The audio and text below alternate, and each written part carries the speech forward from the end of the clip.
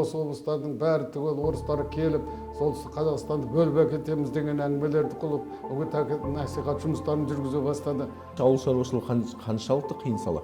Тәуелсіздік келгеннен кейін ол қиындаудың өзі одан да керемет қиын болып кетті ғой. Өзіміз алып жүрміз, сол 40 центнер, 48, биыл 48 центнерден алдық. Президентіміздің ауыл шаруашылығына көңілі басқаша.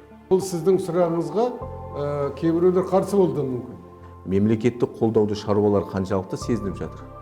Ақша болмаса, техниканы сатып ала алмаса, минералды тыңайтқыштар бермесе, жаңа техника алмаса, тоқым жақсы болмаса, қандай ол шаруашылық болады? Қалай ауыл шаруашылығы арға басады? Биылғы жылы сол рекордтық өнім қайталануы мүмкін. Мал шаруашылығын дамыту керек. Мал шаруашылығын дамыту үшін жақсы азайтылған кепілдіктер берілген, проценттері аз, кредиттер керек, ақшалар керек. Ақшалар болса, халық оны түсінеді деп ойлаймын.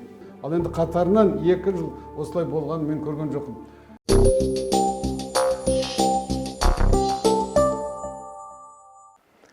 Ассалаумағалейкум ардақты ағайын, көзі қарақты көрермен. Біздің сұхбат алаңында өткір сұрақтарға жүйелі жауаптар һәм салмақты сараптамаға толы. Тек сәл уақытыңызды бөліп, сұхбаттарымызды көріп, лайк деп тапсаңыздар, лайктеріңізді басып отырыңыздар. Себебі сіздердің басқан löпіл қалдырған пікірлеріңіз қадамымызға қанат байлап, шабытымызға шабыт қосары ақиқат.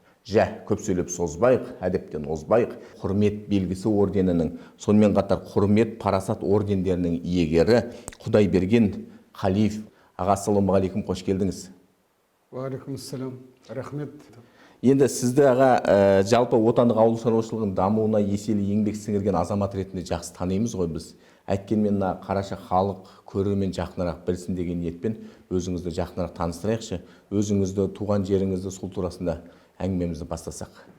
Мен енді осы солтүстік Қазақстан облысының тумасымын. Осында қазір Шалақын ауданы, бұрын Сергеевка деп аталынған Совет үкіметі тұсында, сонда Бірлік деген ауыл бар, шағын. Сол ауылда өскен, ауылдың қараданақ балаларының біріміз. Сол ауылда ерте кездерде ондағы 4 класстық қана мектеп болған. Сол мектепті бітіріп, жанымызда Николаевка деген орыстың қаласы бар, село дейді ғой. Сонда барып 5-ден 10-ға шейін 61-ші жылы бітіріп шықтық. Енді ол оқуда жүрген уақытта біздің үлкен ағаларымыз болды. Мектептің директоры болды Асқар Игуаевич деген. Керемет мықты мұғалімдер болды. Осы күнге шейін есімізде Қожаев Қайыржан деген ағамыз болды. Биологиядан сабақ берді. Асқар Игуаевич директор школ болды. Историядан сабақ берді. Қайдауұлы Нұрыш дейтін класс жетекшіміз болды. Молдаш Ибраевич деген математикадан сабақ беретін болды. Ол кездегі мұғалімдер, енді білмеймін, қазіргілерменен айта алмаймыз, салыстырмалы түрде айту қиын ғой, бірақ та жан несіменен беріліп, бізді солай жақсылап оқытты ғой, соның арқасында жақсы бітіріп шықтық.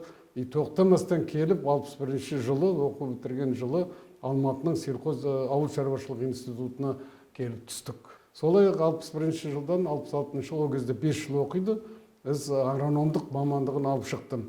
Және Алланың салуыменен диплом ерекше қызыл дипломмен бітіріп шықтым. Енді қызыл дипломмен бітіргеннен кейін ол кезде ғылымда істеп жүрген адамдар аз ғой. Дегенменен бізді мені қал деп шақырды. 2 неден кафедрадан ұсыныс болды. Қалыңыз осындай аспирантураға түсесіз, ертең кандидат боласыз, доктор боласыз деп сондай агитациялар жүрді. Бірақ біз айттық, жоқ, мен айттым, ауылда өскен, ауылға барамыз, және әке-шешем бар қарт, сол кісілердің қолында болуым керек, сол кісілерге көмегімді көрсетуім керек деген ниетпенен ауылға келіп қалдық. Бітіріп шыққаннан кейін елге келдік қой, елге келгеннен кейін жолдамаменен елге келгеннен кейін облыстық ауыл шаруашылық бөліміне кірдік. Біз маған айтты, сіз деді, солтүстік Қазақстан облысына келдің, рахмет. Енді анау Темирязь, шалғайдағы Темирязь, ол Темирязь ауданы қазір ол кезде ең шалғай аудан болатын. Ал енді қазір Көкшетау облысының біраз аудандар қосылғаннан кейін ол шалғай емес, қазір одан да шалғай аудандар. Бірақ біздің тұсымызда олар шалғай аудан болды. Жаңадан ашылған екен 63-ші жылы, мынау 66-шы жыл болып отыр ғой. Сондықтан сонда барасыз деді. Әңгіме жоқ, бармасаңыз онда өзіңіз білесіз. Басқа жерде қызмет жоқ деді. бізге ондай таңдайтын не жоқ қой. Мүмкіндік жоқ. Мүмкіндік те жоқ, ондай ойлап та тұрған жоқпыз. Білмейміз, жаспыз ғой енді. Ешкімді танымай, ешкімді білмейміз. Жарайды деп соған бардық. Барып отдел кадрына жіберді, районный аудандық ауыл шаруашылық бөлімі. Соны барып отдел кадр кірсек, сол сәті түсетін нәрсе ғой әлгі. Сабақты ине сәтімен деген қазақтың сөзі бар ғой. Сол айтты, ойбай, жаңа ғана директорлар осында бас қосып, бір директор сұрап еді. Интернационал совхозының директоры агроном керек деп. Қазір кетіп қоймаса екен деп, мені тастап жүгіріп кетті өзі, ұстап алу керек, кетіп қалады ол деп. Сосын енді мен де шықтым артынан еріп, ол әйтеуір кетпепті. Сосын айтып отыр, Иван Иванович, сұрап едіңіз агроном керек деп, әлгінде маған келді. Міне агроном келді, с высшим образованием деп. Соларда екеуміз келісе қалдық. Ана кісі айтты, Иван Иванович, осылай. Қай жердіксің еді, бәрін түгел сұрап алғаннан кейін айтты. Давай, орын бар, семьяңыз бар ма? Бар, әке шешем бар, жолдасым бар деп сөйтіп бәрін айттым. Квартира бәрі болады деп айтты. Жақсы, бірақ сізден бір өтінім, біз енді оқуды жаңа ғана бітіріп келдік, бір 15-20 шақты күн үйде болсам қарсы емес ғой деп. Сосын айтты, жарайды, оған шейін тосайық, бәрі нені бітірдік, көктемгі жұмысын уақыт бар деп сөйдеді. Вот солай кездесіп қалдық, сосын соғысқа бардық, ол кісі қабылдады, агроном отделение болып істедік, 3 жылға жақын, онда 3 үлкен не болды, бригада болды. Сіздің агроном болу бала күнгі арманыңыз болды? Да, осы жерменен айналысу болды, осы жерменен. Оның аяғы агроном болатынын білмедім мен, өзі агроном деген артынан біліп жатырмыз ғой. Құдайберген Қалиұлының балалық шағы қалай өтті? Балалық шағымыз біздің енді өте қиыншылықта өтті ғой. Соғыстың аяғы, өзіңіз білесіз, соғыстың енді зардаптары бәрібір тиді ғой. Қай жағдайдан болса да. Сосын біз анамыздан мен ерте айырылып қалдым. Ол кісі ерте қайтыс болып кетті, 4-5 жас па, сол кезде анамыздың енді түрін де білмейміз, осы кәрішкесі де сақталмай қалды. Ол кезде енді кәрішке суретінде жады, анамыздың түрінесін білмейміз. Ол да енді бір қиыншылықтың бір түрі, бірақ әкемізге рахмет. Енді әкеміз мықты болды, оқу керек. Оқу ғана түбінде жақсылыққа жеткізеді, оқымай болмайды деп, менің қасарысқаныма қарамай, биені жегіп қойып, әсіресе мына бірінші барған кезде, бірінші сентябрь қиын. Соған барарда біраз мәселелер болып қалатын. Бірақ соған қарамай, артынан түсіндік қой, оқудың екен. Әкемізге мыңда бір рахмет. Балағымыз шағымызға қанша қиыншылық болса да төтеп бере білдік. Жақсы. Сіз 27 жасыңызда құрмет белгісі орденімен марапатталдыңыз. Бұл марапаттың артында қандай бейнет жатыр? Бұл ең бірінші бұл марапатты мынау бас агроном болып бардым Хмельницкий совхозына. Сол жерде атақты осы біздің солтүстік Қазақстан облысында белгілі агроном, одан кейін қазір директор, сол кезде директор болып істеп жүрген Корецкий Леонид Ульянович деген директор совхозы болды. Сол кісі табиғатынан енді бірге істедік, 2 жылдан артық табиғатынан агроном болған адам деп ойлаймын, жердің несі болған, сондай мынау Мальцев дейді ғой, солғылар өзі қорғандық азамат. Сол кісі мені бірінші күннен бастап баулап үйретті, мен содан кейін алып кетіп, мен 3 жыл істедім ғой неде бөлімшеде, сондан жақсы болды. Ал енді оны бірінші о кездегі 16 центнер 100 пұттық егін дейді әр гектардан, оны кереметтей көрдік қой, керемет жоғарғы өнім деп. Соны 2-3 жылы сондай табысқа жеттік. Кеңшарымыз 17 центнерден әрқайсынан алды. Соның ішінде мені де жас агроном деп, жұмысымна қабілетімді біліп, олар енді жайдан жай бере қоймайды. Оларға да, райкомда отырған басшыларға да жастарды еліктету керек болды ма, жастарды көтеріп, мен оған сол мінекей мына Қалиев деген жақсы істеп еді, біз осындай оны наградтадық деп талай жерден оны айтып жүрді. Сол не ғой, келешек өнеге ретінде, пример ретінде осылай жасады ма деп ойлаймын. Жақсы, енді жалпы сіз осы қатардағы агрономнан облыс әкімінің бірінші орынбасары деңгейіне дейін өстіңіз. Қызметтік жолыңызда. Осы төңірегінде айтып беріңізші, қалай болды? Енді қанша әкіммен қызметтес болдыңыз? Жарайды, оны айтайық, ол деген енді бұлай басынан. Содан кейін мен өзі сатыменен өттім. Мен секірген жоқпын. Менің меритократия жолымен өттім дейсің, қазіргі тілмен айтқанда. Ақырын солай өттім. Бірақ директор совхоз деген болды ғой, Кеңшардың директоры дейді ғой. соған келгенде мен 10 жыл тұрақтап қалдым. Ең алыстағы, осы облыстағы ең алыс совхоздың бірі болды. Осы облыстан 250 шақырым жерде орналасқан. Ол өзі тарихы бар ол совхоздың. Темирязев ауданы ашылған уақытта, жоғарыда айттым ғой, Темирязев ауданында ашылған уақытта 2 кеңшарды Қостанай облысынан беріпті. Соның біреуі сол Целинный деген кеңшар Қостанай облысынан келген екен. Тарихы да өзінің сол. Сондықтан бізге алшақ болатын сол біздің облыстың орталығына. Енді соған келдік, және бірінші жыл 85-ші жыл, 75-ші жыл. Бұл ең бір қуаншыл жыл.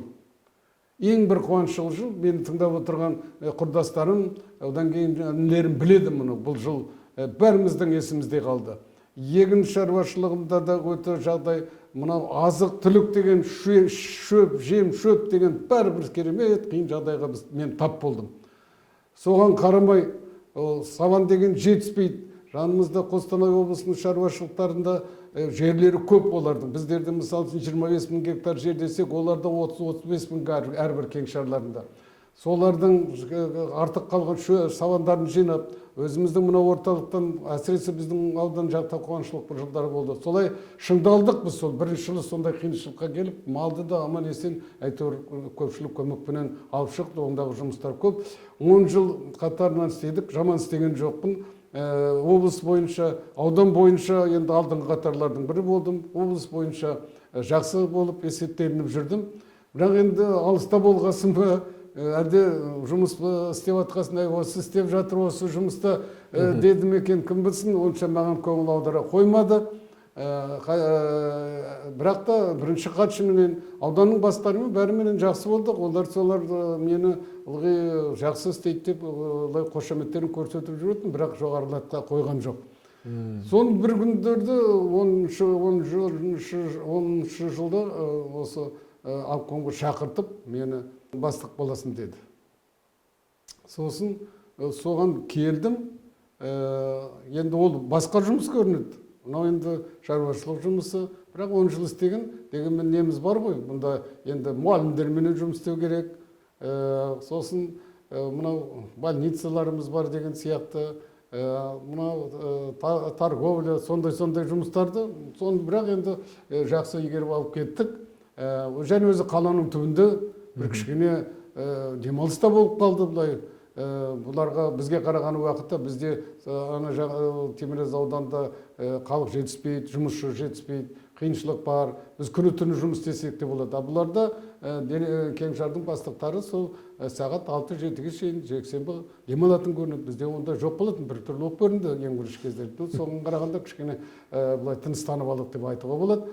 Содан өмірдің сонда кезеңі ғой, мені балама ретінде бірінші сол кезде балама шығып жатыр 88 жылы. Балама менен сол істеген ауданыма, Темирязев ауданына бірінші хатшылыққа алып барды. Енді оған бармайым деп бұлай нетіп, обком бір қадалып алса, олар болмайды. Бару керек, бармасаң жұмысында да кетеді, қиыншылықтар болады деп сөйледі ғой. Соныменен бардым. Енді мен Темирязев ауданында 20 жылға жақын істеп кеткен оған. Біледі ғой, кішкентайымнан өстім, бәрі түгел біледі. Мені қолдады коммунистер. Коммунистер қолдап, мен жеңіп шықтым деп айтуыма болады. Сол ауданның коммунистері мені бірінші хатшы қылып сайлады. Соны жақсы жұмысты бастап, істеп келе жатқан уақытымызда район жақсы болды. Біраз жұмыстарды атқардым, оның бәрі түгел жазылған, біледі халық бізде. Содан кейін партия тарап кетті ғой. Совет үкіметі құлады, партия тарады. Сонымен жаттық, партбилетті мен берген жоқпын, бірақ жұрттың партбилеттерін алып, архивке тапсырып, содан кейін тосып отырдық. Сосын түгел тәуелсіздігіміз келді, көк байрағымыз жербіледі, жаңа территориялар өзгерістер болды, басқа басқару жағдайына көштік, реформалар жүру басталды. Енді о кезде қазір енді акимат деп атады. О кезде олай болған жоқ. О кезде не болды? Глава области дейді. Областная администрация деген болды. Оны басқаратын глава. Главаға Гартман деген Владимир Карлович Орал облысында сол атқару комитетінің, облыстық атқару комитетінің төрағасы болып істеген екен. Сол кісіні әкелді глава қылып. енді бәрін түгел шақырып жатқан көрінеді. Әкім енді бұрынғы істеген бірінші хатшылар, енді ол кезде хатшы емес, басқаша айтылады. Солардың бәрін түгел шақырып әкеліп әрқайсысыменен сөйлесіп жеке-жеке. Сосын сразу содан кейін шақырып алды да коллегиясын өткізді. Областной администрацияның мені бірінші зам қойды. Бәрі түгел аңда таң, мен де аң-таң болып қалдым. Қай жыл еді ол? Бұл ма? Қай жыл болды? 92 жыл. 92 жылы февраль айында. Солтүстік Қазақстан облысы әкімінің. Әкім болғанда ол кезде айтып отырмын ғой. Глава администрации, первый зам глава области. Солай қылып сайлады. Енді сайлағасын жаңа жұмыс, енді осыған кірісіп кеттік. Қиыншылықтар көп болды ғой, оны енді бәрі түгел біледі, оны айтып керегі жоқ шығар. Сол гартумемізде біздегі енді айта кететін бір қиыншылық. Мына үкіметіміз совет үкіметі келмеске кеткеннен кейін біз шекарада тұрамыз ғой. Біз Қорған, мынау Түмен, мынау неңіз Омска, Омбы облыстары, осы облыстардың бәрі түгел орыстары келіп, солтүстік Қазақстанды бөліп әкетеміз деген әңгімелерді қылып, сөзге келтіріп, сондай насихат жұмыстарын жүргізе бастады. Сол осы Гартымның еңбегін атап өту керек. Соғысымен бірге, сол заводтардағы жұмысшылармен бірге араласып, бірге неғылып, ешқандай ушусыз көшеге шығартпай, осы мәселелерді тыныштықты сақтап қалған сол Владимир Карлович, сол кісілерден рахметімізді айтуымыз керек. Осы қазір бар, Астанада тұрады. Содан енді жұмысқа да беріліп істейді. Бұрын директор совхоз болған, ол кісілермен қоян қолтық жақсы жұмыс 5,5 жылда жұмыс істеп қалдық онымен. Содан кейін Даниял Кенжетаевич Ахметов деген азамат келді. Енді Даниял Кенжетаевич келгенде өте қуандық.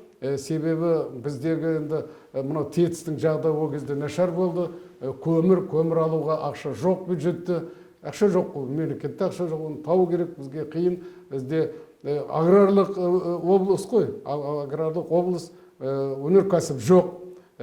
Барлығы түгел мына 5-6 қорғаныс зауыттары болған, одан басқа ештеңе жоқ. Қорғаныс зауыттары жабылды түгел, орыстар кетті бәрі түгел. Енді сондай жағдайға тап болғанда қаржы болмай қалды. Сондықтан көмір алу мәселесі өте қиын болды. Сол Екібастұздан лек-легіменен көмірлер келіп, ТЭЦ-ке жан бітіп, жылу келіп, мынау электр жарығы келіп, үйтпесе веерный деген болды ғой. Анда-санда береді, сағат-сағатыменен, бір ауранда 1 сағат, анда 1 сағатта сондай веерный дейді орысша. Сонымен беріліп тұратын, сөйткөсіне берілетін жағдай болды. Соған енді әжептәуір қуанып, бірге соғысымен жұмыс жасадық, ол кісіге де рахметімізді айтамыз. Содан кейін Нағманов Қажымұрат Ибраевич деген азамат келді, ол кісі Востокта істеп келген. Оның алдында Жезқазғанда болған, Жезқазғанда сондай қатықпалар жаздаған уақытта алып шыққан азамат. Оны жезқазғандықтар бәрі түгел жақсы сыйлайды. Біз де солтүстік қазақстандықтар өте жақсы сыйладық. Келе салып, ол кезде анау ақша беру, мысалы, еңбек ақының өзін ақшалай беру қиын болатын жағдай. Оны сүтпенен, етпенен, тағы бірдеңеменен, сондайлармен берілген заман болған. Ол кісі келіп, осы мәселеге тура кірісті. Қалай шешу керек, қалай қылу керек.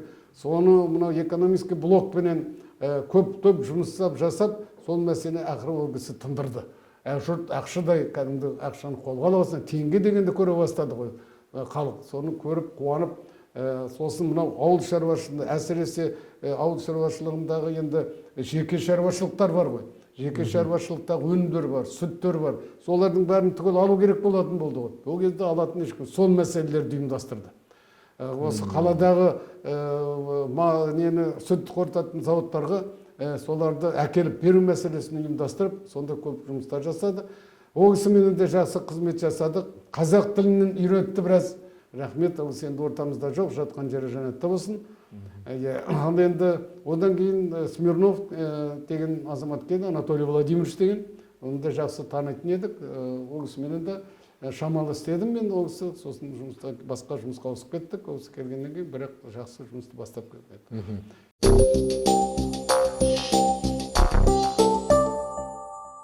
Енді сіз 10 жыл бойы табан аудармай бірінші орынбасар болдыңыз. Оның ішінде ауыл шаруашылық саласына жетекшілік еттіңіз. Жалпы айтыңызшы, ауыл шаруашылығы қаншалықты қиын сала? Ауыл шаруашылығы енді әр уақытта да қиын сала. Әр уақытта да. Ол болды, ол болады да, келешекте де болып та жатыр, и келешекте де болады. Өйткені ауыл шаруашылығының өзінің ерекшелігі бар, оны бізге айтады ғой, уақытқан уақытта айтатын. Мысалы үшін өнеркәсіп болатын болса, мынандай, міне қазір біз отырмыз ғой, осындай жерде отырады, бар түгел мекеме бар, нелер салған, үйлер не сияқты зданиялар дейді ғой, солар бәрі түгел. Ал бізде аспан ашық, аспанның астындамыз. Күн болса оңтүстікте 40 градус, бізде минус 40 градус. Оңтүстікте анда-санда жауын болса, бізде болмай қалатын жағдай болады. Сондықтан әр уақытта біз сол ана ауа райына байланысты боламыз. Әсіресе солтүстік облыстардың барлығы, 5 облыстың барлығы соған нетін. Сондықтан ауыл шаруашылығы өте қиын. Ал енді мынау тәуелсіздік келгеннен кейін ол қиындаудың өзі одан да керемет қиын болып кетті ғой. Өйткені себебі мынау бұрынғы біздің басқа мына көрші одақ болғаннан кейін біз не керектің бәрін түгел сол одақтан алдық қой. Енді олар өз алдына мемлекет болып кетті, біз өз алдымызға мемлекетті, байланыстардың бәрі түгел үзілді ғой. Техниканы бұрын түгел, тракторларды бұрын содан алатымыз, комбайндарды содан алатымыз, басқа барлығын түгел, бәрі олар мемлекетті бөлек болып кетті де, ең аяғы ненің дизель отыны дейді ғой, дизель отыны. Бізді құтқан дизель отыны болды ғой. Осы себеміз бе, сеппейміз бе деген жағдай болды ғой. Сонда осы дизель отынға алатын ақшамыз жоқ. Жай бермейді, не істеу керек? Сол қолымыздағы бар малды саттық қой. Осы 2 жылдың ішінде бар малды бітірдік. Әйтпесе біздің облыста өте қара мал шоғырланған облыс едік. Бірақ соның енді себу мәселесі алға қойылды да, мал шаруашылығы артына кетті, оны құрттық. Енді мынаны ұстап қалайық деген мәселе бар. Сондай қиыншылық. Енді ол өз алдына мынау жерді бөліп беріңдер деді, жер реформасы басталды ғой. Ол енді оны бөлу мәселесі, ол технический оны бірден қылып істедік қой. Бірақ та адамның сана сезім деген бар. Сана сезімді өзгерту керек.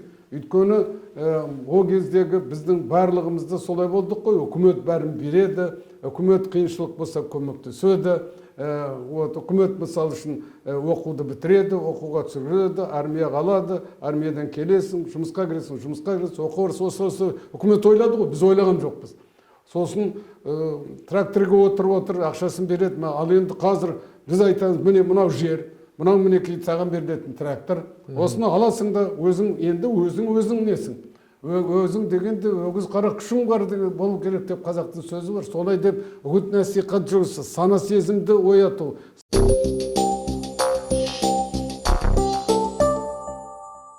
Енді жалпы сіз екі кезеңді де көрдіңіз ғой, тәуелсіздікке дейінгі, тәуелсіздіктен кейінгі. Салыстырмалы түрде айтыңызшы, тәуелсіздікке дейін ауыл шаруашылығы отанды қай деңгейде болды, қазір тәуелсіздік алғаннан кейін қай биікке көтерілді? Егер де оның бұлай салыстыратын болсақ, арғы айтқан қайшылықтарды тастайық. Қазір біз енді сол кездегі фундаментін салып бердік қой. Қазіргі менен салыстырған уақытта о кездегі менен жер менен көкте деп айтуға менің оған ешкім мені сөкпейді деп ойлаймын.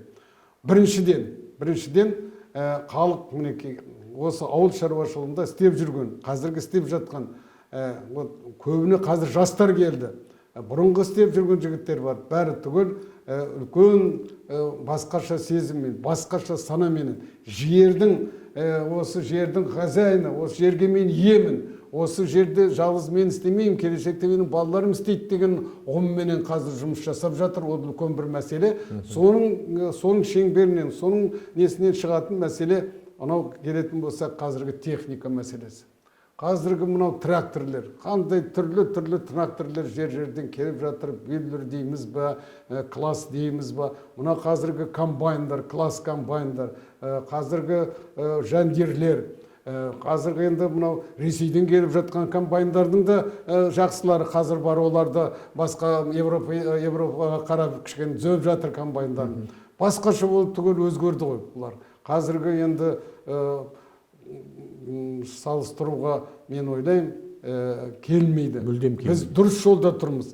Біз кейінгі кезде жақсы, одан да жақсы болады деген мен сенімдемін алдағы уақытта. Жақсы, енді өзіңіздің әңгімеңізді айттыңыз ғой, бана 17 центнер алғанның өзі ол кезде үлкен мәртебе еді. Қазір енді мына агротехнологияны сақтаған, заманауи технологияның тетіктерін түгел меңгерген шаруа қожалықтары қазір 45-50 центнерден алып жатыр өнім. Жалпы сіз бұны қалай бағалайсыз? Бұған мен сенемін. Өйткені бұл сіздің сұрағыңызға кейбіреулер қарсы болуы мүмкін. Кейбіреулер сенбей қалуы да мүмкін. Ең алғашқы кезде мен айтайын сізге бір 2 жыл кейін маған да сөйтіп бір шаруашылықта осындай алып жатыр деп айтты 40 центнерден. Сонда мен айттым, бұл қалай болады? Әрбір сорттың шығарған уақытта әрбір сорт бидайдың өзінің мөлшері болады. Анау неден өтеді ғой, сынақтардан өтеді, сонда ең үлкен сынақ, мысалы үшін керемет жағдайдың жасалған жағдайдың агрофон дейді ғой, соның өзінде мысалы үшін 35-40 береді, 37-38, оны мынау 40 центтен жоғары деп сенбей болған уақытым болды. Енді қазір өзімізде кішкентай шаруашылық бар, балам соны басқарады. Сонда өзіміз алып жүрміз қазір. Өзіміз алып жүрміз, сол 40 центнер, 48, биыл 48 центнерден алдық бір гектарынан, бір поляда сондай. Ал енді жай 30 гектарменен бітірдік. Ал енді технологияны сақтаған, әлгіндей барлық жағдайды, әсіресе минералды тыңайтқыш дейміз ғой. Соны қолданғандар, оған мен әлгіндей алғанына сенем. Ол келешекте Алла жазса бізген барлығымызға да тарап бір 30-ның маңайына болмаса да жақындап қалады көптеген шаруашылықтар, орта есеппен айтып отқаным мен. Жақсы, енді өзіңіз де жақсы білесіз, қазіргі уақытта мемлекет басшысы Қасым-Жомарт Кемелұлы ауыл шаруашылығына айрықша көңіл бөліп отыр. Бұл енді шыны керек еңсесі түскен шаруалардың бір еңсесін тіктеп көтеруіне үлкен бір септігін тигізді. Бағанағы 35-40 центнерден 50 центнерден алып отырғанның өзі соның бір айқын дәлелі деп мен өзім пайымым солай деп есептеймін. Сіз бұл оймен келісесіз бе? Сіз өте дұрыс айтасыз, мен келісем. Оны әрмен қарай дамыта аламын да. Қасым-Жомарт Кемелұлы келгеннен бері президентіміздің Алла ол кісіге денсаулық берсін, ісіне алла бассын, елімізді көркіндей берсін. Ауыл шаруашылығына көңілі басқаша. Бірінші, мынау енді қазіргі жұмысты жүргізудегі әрбір салада өзінің маманы болу керек қой. Әрбір салада маманы болу керек. Бірақ кейінгі кезде кішкене ауыл шаруашылығына көңіл бөлінбей кетті. Бірақ та мынау кадр таңдау мәселесі жөнінен мен ойлаймын, біздің президентіміз өзі ұрғаннан кейін дұрыс шешім жасады.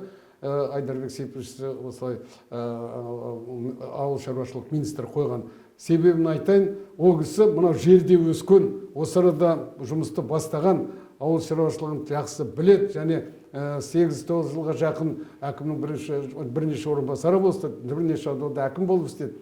Қандай сұрақтар бар, қандай осы кедергілер бар, әрмен қаратай дамытудың. Соның бәрін түгел, оның миында ол соны жақсы біледі. Енді сол білгендігі шығар деп ойлаймын қазіргі. Оған сол үшін президентімізге көптен көп рахмет. Ал енді ол арқылы сол президентіміз ғой көңіл бөлгендіктен қазір кредиттерді келіп жатыр. Мысалы үшін бізге класстың несі осында класс комбайны шығарып жатырмыз. Бұл тікелей президенттің қолдауыменен, тікелей. Көптеген қиыншылықтар болған, әкімдер қазір айтып жатыр. Президенттің қолдауы болмаса, бұл болмайтын жағдай көрдіңіз бе? Сондай жақсылықтары көп, біз ойлаймыз. Ол кісінің осылай ниетіне байланысты халық та жақсы кейінгі кезде жұмыс жасап жатыр. Ауыл шаруашылығында. Енді қазір өзіңіз білесіз, осы мемлекет басшысының тапсырмасымен 750 миллиард теңге көктемгі және күзгі науқанға бөлініп отыр. Кредит жеңілдетілген 5%-бен. Осы бір сіз енді қазір мына көптеген өзіңіздің облыстық айтайық, республикалық деңгейде көптеген шаруа қожалықтарымен етене араласасыздар. Оның ішінде өздеріңіздің жеке шаттарыңыз да бар. Жалпы осы агроном ретінде, осы шаруа қожалықтың өкілі ретінде айтыңызшы, осы мемлекеттік қолдауды шаруалар қаншалықты сезініп жатыр? Бұрын осы уақытқа шейін басқаша болып келді ғой. Қай уақыт, қай жерде барсаңыз да, қалай барсаңыз да, алпауыттар дедік қой, алпауыттар біздерге де кіріп кетті ғой. Үлкен агрофирмалар шықты ғой, бәрі не болғанын бәрін білеміз оны. Сіздер де тыңдап отырған халық та біледі. Сол алпауыттардың қолына кетті ғой, көп ақшалардың бәрі түгел. Солыға берді. Жеке шаруа қожалықтары мысалы үшін 1000 гектар 2000 гектар енді біздің солтүстік өңірде деп ойлайық, ана жақта 20 гектар суармалы жерлерде сондай жерлерде істеп жатқан шаруа қожалықтарына ақша тимеді ғой. Ол бір. Екінші, ана алпауыттарға кетті. Екінші себебі, енді соны берейін дейді, өтірік ол кезде соны ықтимал жасағылары келеді. Ал берейік, сен ала ғой. Ал енді банкіге келесің, оның банкіге салатын нақты ештеңесі жоқ. Жерді алмайды, ескі техника оларға керегі жоқ, малды алмайды. Енді ол несін береді? Кепілге алмайды. Кепілдікке алмайды банктер. Ол несін береді? Енді көрдіңіз, одан олар қағылды. Ал енді ақша болмаса, техниканы сатып ала алмаса, минералды тыңайтқыштар бермесе, жаңа техника алмаса, тоқым жақсы болмаса, қандай ол шаруашылық болады? Қалай ауыл шаруашылығы арға басады? Ал енді мінекей қазіргі осы мәселе 750 миллион, бұл енді миллиард. Бұл барлығын триллион болады алда жаса. Триллионға жетті ғой. Мана жеңілдетілген лизингті қосқан кезде триллионға жетті. 250-іңізді қоссаңыз, сол енді бұл барлығына қазір бұны алуға болады. Барлық осында ауыл шаруашылығында істеп жүрген үлкені бар, кішісі бар, барлығына алуға қол жетімді деп айтайық, қол жетімді. Өйткені себебі бұрынғы кепілдікке беретін ештеңе жоқтарға даму арқылы 80% даму өзін алады, енді 20% қазір Құдайға шүкір табады ғой. Міне көрдіңіз, барлығы осы алып, енді қазір қайда барсаңыздар, мысалы үшін кейінгі 2 жылда енді шаруа қожалығы болғаннан кейін сосын мына акимат жағынан біздерге анда-санда шығып тұрыңдар, көріп қайтыңыздар, не істеп жатыр екен. Бізге де не ғой, жақсы ғой, үлкен кісілер жиналып, істеген аудандарыңа барғың келеді, қалай істеп жатқан күні. Сонда менің таңғалғаным осы кейінгі жылдарда көріп, соңғы жылдар осы өткен осы биылғы жылғы көктемге науқанында көрдім. Келіп жатырмыз, поляларды аралап, бір уақытта бір үлкен кран тұр, кран. Кәдімгі строительство тұратын 20 тонналық үлкен кран. Енді ойлаймын, бұл неменеге тұр деп. Оказывается, ана жанында минералды тыңайтқыш тұр. А минералды тыңайтқыштар қапшықта ғой. Соны әлгі қапшықпенен көтеріп алады, әлгі кран көтеріп алып, сейкаға салып. Міне көрдіңіз бе, ол баяғыда ол крандар ана строительствоға жетпей жататын. Енді қазір сол крандарды жұмысшылар жеке шаруа қожалықтары пайдаланып, тыңайтқыштарды беріп жатыр. Ал енді бұрын тыңайтқышты, мысалы үшін, әркім ауыл шаруашылығында істеп жүрген жеке шаруа қожалықтары бергісі келмеді деп айта алмаймыз. Бергісі келді көпшілігінің. Енді біраз қарсы болған, білмейтін де шығар. Аның көпшілік бергісі келді, бірақ қол жетімді болған жоқ, қымбат болды. Әжептәуір қалтаға салмақ түсіреді. Енді қазіргі жағдайда 60 қылды оны. 60 үкіметтен береді, 40 бізді. Ол да қол жетімдікке жетті. Сосын тура беретін болды да, бізге бермей, заводқа, өндірген заводқа ақшаны, үкімет беретін ақшаны со жаққа жіберетін болды. Бұл деген тіпті жеңілдетіп жіберді де, енді қазір соның бәрін түгел пайдаланып, мынау 2 жыл қатарынан мінекей Аллаға шүкір жақсы егін болып жатыр ғой солтүстік өңірде. Міне бұл өте жақсы тыңайтқыштарды пайдаланғанымыз. Біз мына Ресейменен жақынбыз ғой. Біз көптеген жолдастарымыз бар, бұрын істеп кеткен. Бұлар жаппай осыған көшті ғой, осы неден кейін, соғыс басталғаннан кейін қиыншылық туған уақытта біріншіден ақшаны көбейтті, екіншіден субсидия солай көмектерін берді, удобрениені арзандатты, техниканы арзандатты, содан қазір басқа көң жетістіктерге жетіп жатыр ғой. Біз де мінекей сол бағыттан асып кетпесек кем емеспіз деп ойлаймын. Соған келе жатырмыз алда жаса. Жалпы енді біз қазір мына шаруалармен көп кездесеміз аға. Аймақтарды көп аралап, осы ауыл шаруашылығы өкілдерімен тілдесіп жатамыз. Мына субсидия мәселесіне келген кезде шаруалардың пікірі екіұдай жарылып жатыр. Басым көпшілігі субсидияға қарсылық білдіріп жатыр. Оның орнына бізге жеңілдетілген кредит берсеңіздер, мол мүмкіндікке жол ашар еді деп. Осы тұрғыда сіздің ойыңызды да білгім келіп тұр. Жалпы субсидия төңірегінде не айтасыз сіз? Мен субсидияны бірінші күннен бастап білемін. Қалай пайда болғанынан бастап, ол жағдайында мен таныспын оны. Сол қалыппенен жүріп жатыр ғой қазір. Бірақ енді көптеген өзгерістер кіріп жатыр. Жыл сайын басқа өзгерістер. Енді соңғы өзгеріс ол өзгерісті өзіңіз айтқандай жартысы былай қарай дұрыс десе, жартысы қолдай. Ол түсінбеушілік, қолданбайтын жақтар да түсінбеушілік. Әлі оларға үгіт насихат жұмыстары жүргізген жоқ, олар бұрын оны алған жоқ, білмейді. Мысал үшін ешқандай ештеңе жасамай, жерді мысал үшін жыртпай, не болмаса жерге тыңайтқыш енгізбей, бірақ субсидиялар алып отқан жағдайлар болды ғой. Сондай жағдайлар бар, болды. Ал енді оны ашылып та жатыр. Ал енді солардың бәрін тоқтатудың бір кепілі, мен ойлаймын, осы мәселе деп. Және тиянақты 5% басқасын үкімет өзі әрмен қартай төлейді. Біздің қолымыз оны көрмейді, бізге керегі де жоқ оның, онымен уақыт та жоқ, оны алып, оның қағаздары көп қой, және оның бәрін қағаз жүзінде жасалатын нәрсе. Ана жақта өздері шешеді, қай жерге жібереді, солар алып отырады. Біз өзіміздің не болсын, СПК болсын, банк болсын, өзіміздің 5%-ін білеміз, 5%-імізді төлейміз, одан артық ештеңе керек жоқ. Баяғыдан бері айтып келе жатыр, ойбай, агробанк ашу керек, жеңілдетілген кепілдік процент болу керек деп. Міне осы ғой, агробанк болса да әртүрлі түрлері бар, ал енді 5%-ік соныменен ал. Өте жақсы деп ойлаймын. Мен және тыңдап отырған азаматтардың ауыл шаруашылығында жүрген, осыған рахмет айтып, осыған жаппай көшуіміз керек. Жалпы өзіңіз білесіз, былтырғы жылы рекордтық өнім жиналды. Биылғы жылы сол рекордтық өнім қайталануы мүмкін деген пайымды айтып отыр ауыл шаруашылығы министрлігі. Оның ішінде министр Айдарбек Сейпулұлы. Бұл ауыл шаруашылығы министрлігінің ұстап отырған саясатының дұрыс екендігін көрсете ме? 2 жыл қатарынан рекордтық өнімге қол жеткізу.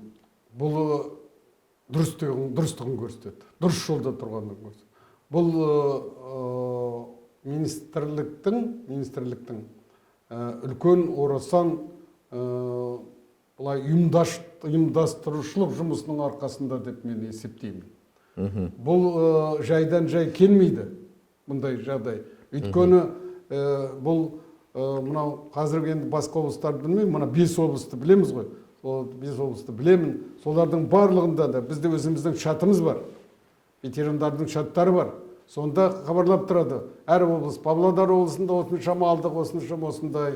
Солтүстік Қазақстан облысы осындай деп мен шығам, бізде осындай жиналды деген солай. Соған қараған уақытта барлық осы өңірлерде егін биыл жақсы. Былтыр енді оны білеміз. Ал енді қатарынан 2 жыл осылай болған мен көрген жоқпын. Міндетті түрде 1 жыл жақсы болатын болса, мысалы үшін 66 жыл жақсы болды, 67 болмайды. Мысалы үшін 75 асуқа болды, 76 егін болады, 77 жоқ. Өзі солай болып келетін. Ал енді бұл кездейсоқ емес, бұл технологияның өзгергені. Әрбір сана сезім сонда жұмыс істеп жүрген жігіттердің ой өрісінің өзгергендігі, олардың мына технологияны меңгергендігі, және олар өздерінің мына білімін, агротехникалық білімдерін жоғарылатқандарын, қазір интернет бар, Құдайға шүкір. Сол арқылы оқып, біліп, осылай істесем, осылай жақсы болады дегендері. Сосын мынау қазір тұқым туралы мәселе. Жоғарыда айтып өткен удобрение туралы мәселе. Техника, осылардың бәрі комплексі дейді, барлығын қосып келген уақытта бір осындай жағдайларға жақсы өнімдерге келтіріп отыр. Бұл өте жақсы құбылыс. Мен ойлаймын, өте дұрыс. Келешекте де, егер де біз осы қалпымызбен жүре берсек, әлгіндей триллионға жақын ақша болатын болса, оны әлгіндей жақсылап тұрып ұстайтын болсақ, үнемдеп, коррупцияға жібермей, қалтаға баспай, жан жаққа таратпай, тек жерге арнап жерге жіберсек, біз көрші Ресейден қалмауымыз керек, қалмаймыз да. Жақсы, енді мемлекет басшысы биылғы жолдауын оқыған шығарсыз, өте жақсы білесіз. Мал шаруашылығына ерекше көңіл бөлу мәселесін тапсырды. Бұл тұрғыда не айтасыз? Жалпы қандай өзгерістер керек мал шаруашылығын дамыту бойынша? Қандай тың жаңалықтарды енгізу керек сіздің ойыңызша? Кеңес үкіметі тұсында мына әр облыстың өзінің немен айналысу керек, қандай түріменен, мал шаруашылығын қай түріменен айналысу керек. Сонда біздің солтүстік Қазақстан облысында малдың біз сүт мәселесімен айналысатынбыз. Сүттен біз республика бойынша алдыңғы қатарда болдық. Сондықтан бізде қазіргі осы облысымызда жақсы мәселе көтерді. Ол сол Айдарбек Сейпулловтың тұсында осы мәселе көтерілген, Ақсақалов екеуі бірге істегенде осында. Мынау товарлы сүт фермаларын салу, вот СПК арқылы кепілдігі 3-4-5%-тік соныменен. Енді қазір сол масштабировать етіп, президенттің өзі өткен неде былтырғы неде айтты ғой, форумда.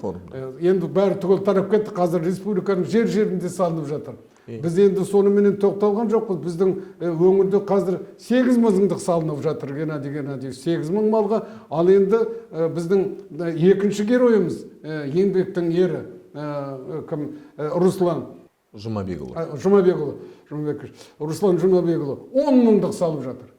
10 мың сиырға товарлы сүт фермасын салып жатыр. Уже іске кіріп кетті. Екеуі де қазір кірісіп жатыр. Біреуіндегі сүт сауатын орны 80 бастық болса, Руслан Жұмабекұлында 100 бастық. Көрдіңіз бе, міне прогресс қада келе жатыр. Келешекте біздің Қостанай облысы, Ақмола облысы, осы облыстар осы сүт мәселесі жөнінен алдыңғы қатарларда болады деп ойлаймын. Осын дамытуымыз керек біз. Барлығын жеке мына әсіресе қарамал мәселесі, қарамал болғанда мынау ет мәселесіне де қазір өз ет туралы әртүрлі әңгімелер шығып жатыр ғой. Бірақ етті де өйткені жайылымымыз көп қой. Енді мына бір нем қуанатын жерім, торғайлық болмасам да торғай үшін кішкене нетем қынжылам. Енді президенттің өзі айтты ғой, мен торғайға барамын. Торғайды анауқатын көрем, экономикалық жағдайын нету керек, қарау керек, күшейту керек деп жатыр. Соның ішінде мал шаруашылығы да болады. Себебі онда жайлау ғой. Жайлау, керемет жайлау, жібер, баға жай, әлгі қарамал, етті қарамалдар бар ғой. Ал біздің өзіміздің ақбасты дейміз ғой, ақбасты қарамалдарын. Соларды сол жаққа жібереді деп өзім солай ойлаймын. Сондықтан біздің ауыл шаруашылығының келешегі мол. Сондықтан президентіміз өте дұрыс айтты, бұған көңіл бөлу керек деп. Енді үкіметімізді рахмет, Олжас Бектенов мырза келгеннен бері керемет жұмыстар жүріп жатыр. Ауыл шаруашылығына ол кісі де тікелей қатынасы бар, ол кісіні айтып өтуге болмайды. Соның бәрін түгел дұрыс түсініп, осылай біздің ауыл шаруашылығы еңбеккерлеріне көмектесіп жатқан ол кісіге де көп рахмет. Жұмысына сәттілік тілейміз. Сондықтан ойлаймын, мынау осында мәселені көтерсек, мына мал шаруашылығында енді бір қазір жеңілдетілген кредиттер мысал үшін беріліп жатыр ғой, мына неге көктемгі дала жұмыстарына, күзгі дала жұмыстарына, сол сияқты салалап мал шаруашылығына да беру керек деп ойлаймын. Ол өзі енді айтылып та жүр мал шаруалардың ортасында. Енді біз де соны сұраймыз, осыны естіліп отырады ғой, енді министр болсын, жоғарғы орындар болсын, содан президентімізге де мүмкін жетіп қалар. Оны халықтар осыны күтіп отыр. Енді мына халықтың бәрін түгел жұмыспенен қамтамасыз ету бұл біздің міндетіміз, бәріміздің міндетіміз. Ал енді оны қамтамасыз ету только мал шаруашылығымен ғана болады. Өйткені күзде тоқтайды, егіс жұмысы бітіреді, жинап аламыз, сонымен қол қусырып отырамыз. Ал қол қусырып отырған жерде береке де болмайды, онда тағы басқа жағдайлар бар. Оны өзіңіз білесіз, халық та біледі. Сондықтан олардың бәрі жұмыста болу үшін мал шаруашылығын дамыту керек. Мал шаруашылығын дамыту үшін жақсы азайтылған кепілдіктер берілген, проценттері аз, кредиттер керек, ақшалар керек. Ақшалар болса, халық оны түсінеді деп ойлаймын.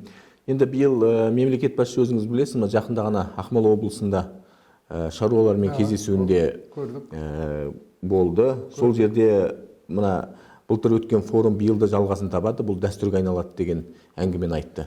Жалпы бұл форумның өтуінің өзі шаруалардың бір еңсесін көтеруіне, бір серпілуіне зор бір ықпалын тигізді деп айта аласыз ба? Айтқанда қандай? Нақты айта аламын. Өте дұрыс қадам. Дегенменен партияны қанша сөксек те, келмеске кетірсек те, жақсы жақтарын біз алуымыз керек қой. Енді өткенсіз болмайды ғой, ол тарих қой, тарихтың жақсы жақтарын алу керек. Ол кездерде мынау әсіресе ауыл шаруашылығында істеп жүрген қой шаруашылығы болсын, жылқы шаруашылығы болсын, сүт шаруашылығында қай салада жүрсе де оларға үлкен құрмет көрсетілді ғой. Оларға мақтау, олардың ақшалары өзі алатын еңбек ақысының өзі біз директор болып жүргенде 230-250 теңге рубль ақша алатынбыз, еңбек ақымыз. Ал енді олар, мысал үшін комбайнерлар, трактористер, олардан 3-4 есе 700 теңге, 800 теңге, 1000 теңгеден артық рубль алатын болатын олар. Ондай біз одан кем алатынбыз, олар жоғары алатын. Сондай болғанда.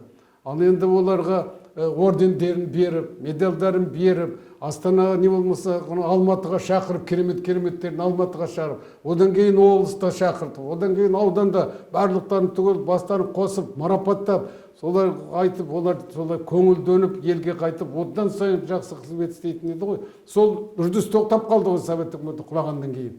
Енді мінекей қайтадан алып келгеніне, мысалы біз сол кездегі істеген азаматтар көзімізден жас алып, мынау қандай жақсы болды ғой, өте дұрыс жасады, президентіміз қандай керемет жағдайды жасады. Дұрыс, осы былтыр ойлағанбыз, шіркін-ай, осы енді келесі айтты, бірақ ол кісі келесіде келесіде өткіземіз деп. Ал енді соңғы сөзінде айтқаны осы міндетті түрде жыл сайын болып тұрады деген дәстүрлі деген мағынада айтылған сөз деген ол керемет бір бальзам сияқты ғой. Қошеметтеу керек. Соларға осы кейінгі кезде осы мынау үкіметтің орден медальдары бар ғой. Сөздің шын айтқан уақытта өзі беретін адам болмай қалды ғой. Өздері де алып алды, әкімшілікте жүргендер біраздан, соның маңайында жүргендерге де берді. Халыққа аз беретін, біреу, екеу. Енді қазір бәрі алып жатыр. Әсіресе ауыл шаруашылығын істейтіндер, мұғалімдер алып жатыр, тоқырлар алып жатыр, техника қандай керемет жақсы. Ал енді мынау жеке ауыл шаруашылығы деген құрмет қой халықтың. Сендер істеп жүрсіңдер, тер бәрі түгел. Міне, сендер істесеңдер, сендер осындай құрмет, сендер осындай боласыңдар. Бұл енді идеологияңыз бар, үгіт насихатыңыз бар деген сияқты. Бұл керемет жұмыс. Рахмет президентімізге, басымыз дейміз. Рахметімізді айтамыз. Енді кешегі білікті басшы бүгін Абыз Ақсақалсыз. Құдайберген Қалиұлы қандай жар, қандай әке? Рахмет. Аллаға шүкір, жақсы әкем. 4 балам болды. 3 қыз, 1 ұл. Үлкен қызым дүниеден өтіп кетті. Алла жатқан жері жәннатта болсын. Қалған артында қалған ұрпақтары бар, Аллаға шүкір. Және енді ұлдан Құдайға шүкір 3 немерем бар. Ал енді әйел балаларымнан 6 немерем бар. Шөберелер бар қазір. 4 шөберем бар. Барлығы түгел ата деп шөберелер сыйлайды, әке деп балам сыйлайды. Отбасымыз сондай өте сыйластықта жақсы тәрбиелеп өсірдім. Отанына қызметтерін істеп жатыр. Бәрекелді. Жалпы 80 жасыңызды қазір абырой биігінде қарсы алып отырсыз. Өте дұрыс. Жан жолдасым бар. Бірге 60 жыл былтыр тойладық. 61-ге кетті. Сәуле Ахметжан қыз деген екеуміз Құдайға шүкір жақсы жағдайда тіпа-тіпа. Енді қиыншылықтар болды ғой. Бәрі Алланың сынақтар ғой. Адам баласы болғаннан кейін сынақсыз болмайды. Сынақтарын өтіп жатырмыз, бірақ Аллаға разымыз. Арманыңыз қандай? Арманым мынау жас келген сайын армандар өзгере береді екен. Жас кезінде басқа арман болады, осындай ойбай бастық болсам екен, ойбай анау болсам екен. Қазіргі арманым мына Қазақстан, еліміз аман болса екен деп ойлаймын. Қазақстанның халқы аман болса екен деп ойлаймын. Өркендей берсе екен, халқымыздың күш-қуаты, әл-ауқаты жақсы болса екен деп ойлаймын. Оны ойлайтын себебім балаларымыз, немерелеріміз сол мемлекетте тұрады ғой ертең. Алаңдамаймыз ғой. Ой, артымызға жақсы мінекей жағдай қалды. Сол жағдайды мемлекетіміз қалып бара жатыр, ертең кетіп бара жатқанда айтамыз ғой, біз енді кетіп бара жатырмыз. Сендер қалдыңдар, бірақ сендер жақсы жағдайда қалып жатсыздар. Бәрін қолымыздан келгенін жасадық. Енді сендер әрмен қарай жасаңдар. Бізден асырып түсіңдер деген. Сондықтан мен балаларымның келешегіне ойламаймын. Көпшілігі айтады, ой, не болады, балаларым не болады, анау болып жатыр деп кейбіреулер қиналады. Қазір қиналатын жазды, қиналмау керек. Бәрі болады, жақсы болады. Сол үшін барлығы жақсы істелініп жатыр. Менің ойлайтыным сол мемлекетіміз алдыңғы қатарлы мемлекеттердің қатарына қосылды екен. Ал енді жай әлгі отбасы ошаққа әңгімелер армандар жетеді, оны ақырын орындай береміз. Жақсы. Саналы ғұмырыңызды ауыл шаруашылығына арнаған азаматсыз. Неден ұттыңыз, неден ұтылдыңыз? Мен ойлаймын, бұл сұрағыңыз өте күшті сұрақ, бұл туралы мен өте көп ойландым. Мен ойлаймын, ұтқаным көп, ұтылғанымнан да. Себебі бұл ауыл шаруашылығы деген адамға істеген қызмет. Өйткені наныңда, етіңда, қай не болсын, азық түлік дейміз ғой, азық түлік. Төл ауыл шаруашылығында ғана өсіреді. Басқа ешкім оны ешқайда жасалмайды, ешкім өсірмейді. Әлгі Қытайлар анан шығарып жатыр, искусственно шығарып, бәрі түгел жай бәрі әңгіме ғой. Сондықтан мен ауыл шаруашылығына қызмет еттім. халықтың сондай жақсы азық-түлікпен қамтамасыз етуге бар күш-жігерімді салдым. Сондықтан халық бәрі түгел дән риза. Сондықтан менің ұтқаным көп деп ойлаймын. Алда әлі де осы салада шамамыз келгенше айтып, көрсетіп, жұмыс істей беруге өзім ойлаймын, сондай көмек көрсетуім керек. Жақсы, рахмет. Түйін сұрақ болсын. Орақ науқаны аяқталып келеді. Қазір еліміздің түкпір-түкпірінде Абыз Ақсақалдың ауыл шаруашылық саласының майталман маманының ақ батасымен бүгінгі біздің сұхбатымызды тәмамдасақ. Халыққа, өзіңіздің әріптестеріңізге қандай бата бересіз? Мен айтар едім, осы батаны тілеп отырсыз ғой, бұл бата мен таңертеде, түсте де, кешке де айтылатын бата. Алла Тағала, мынау ауа райын жақсы қылыңыз, қолайлы қылыңыз. Енді осы қалған уақытта біздің осы ауыл шаруашылығында істеп жүрген азаматтардың денсаулықтары мықты болып, алға қойған жоспарларын орындап, енді мінекей егін науқаны бүгін облыс бойынша аяқталып жатыр. Соның қамбаға құятындарын қамбаға құйып, сататындарын сатып, және тұқымдарын сапалы қамбасына салып, Алла Тағала соны сатып, сонда тапқан нәпақасын тек қана жақсылығына, қызығына, қуанышына жұмсаса деп Алладан тілеймін. Алла Тағала барлықтарыңыз бақытты, ғұмырлы болыңыздар. Өте жақсы салада жұмыс жасап жатсыздар. Шығатын тауларың, алатын биіктерің биік мол болсын. Аллаху акбар. Әумин, әумин. Айтқаныңыз келсін, Ақсақал. Енді сізбен біз бір сағаттан аса тілдестік, сырластық деуге де болады. Әмин. Ауыл шаруашылығының бүгіні мен болашағын егжей-тегжейлі айтып бердіңіз. Өзіңіздің өмірлік тәжірибеңізбен бөлістіңіз. Сізді өздеріңіздей Абыз Ақсақалдардың берген батасымен бүгінгі сұхбатымызды тәмамдап отырмыз.